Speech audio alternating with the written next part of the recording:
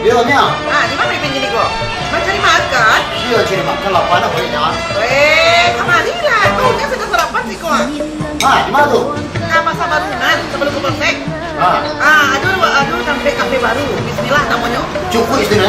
Cukup kamari sila Ipin. Tunggu sini liang. Ini. Cepat ya. Yo. Assalamualaikum. Waalaikumsalam.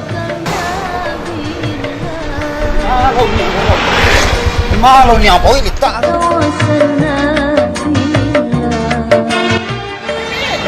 Ipin. Oi, sikau ni sikau. Bagi kuan, kau nak barang ni selamat tu. Yo kali jangan ada mana yo. Ini sekolah ah. Itu yang satunya Ipin kok. Baca kan Ipin dulu. Halo di sana Kasadonyo telah dibuka Bismillah Cafe. Beralamat di Jalan M. Hatta nomor 2 Balai Padang atau di depan Polsek Pawa. Adapun menu dan fasilitasnya, aneka sarapan pagi, lontong sayur, bubur kacang hijau, nasi sup iga sapi, bihun goreng, nasi goreng spesial dan lainnya. Aneka makanan malam, roti bakar dan nasi sup. Juga tersedia free wifi. Nah, kalau sanak lagi mager, tersedia di Goresto.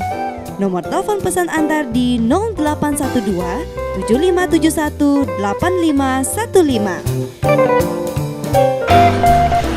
Bismillah Cafe. Solusi malam buang anak.